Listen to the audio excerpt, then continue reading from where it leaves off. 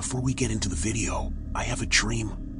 Reaching 1,000 subscribers by the end of the year. If you wish to help me achieve that, please make sure to subscribe, like and comment. Thank you so much. Now we proceed to the incident.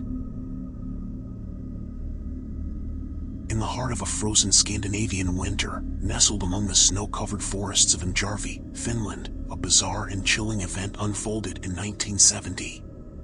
This story, though often overlooked, remains one of the most intriguing UFO encounters in history. The encounter involved two Finnish men, Esko Viljo and Reino Heino, whose lives would be forever changed after what they experienced that fateful day. It was January 7th, 1970. Esko Viljo and his friend, Reino Heino, were enjoying an ordinary winter's day hunting in the deep forests around Imjarvi.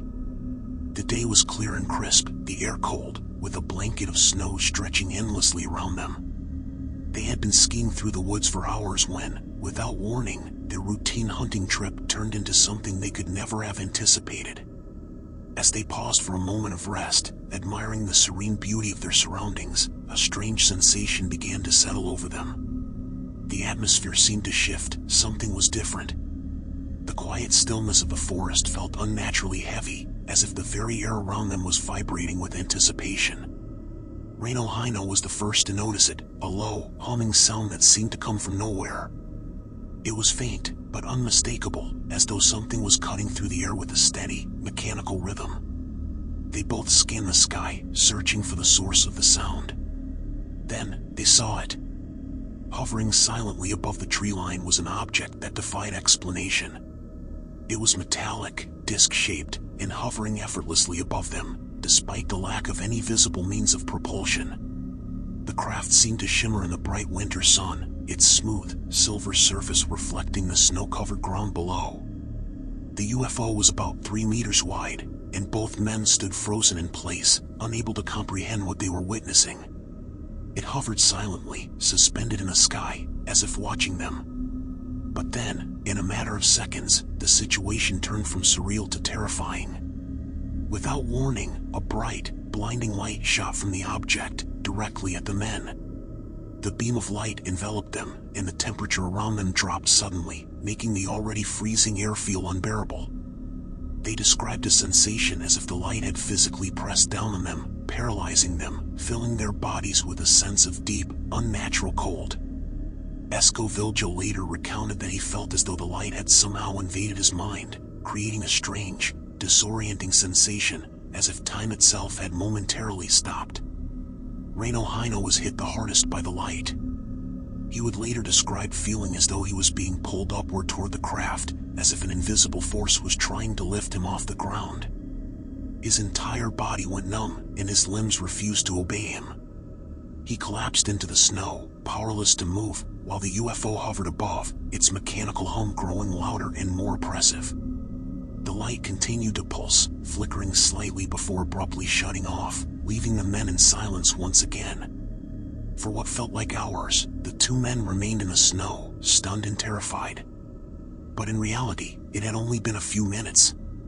The craft, which had hovered motionlessly during the entire encounter, suddenly accelerated without any sound or visible propulsion, disappearing into the clear sky at an impossible speed.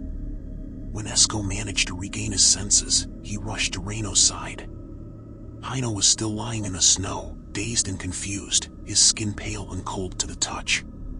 It was as though the light had drained the life from him, leaving him weak and disoriented.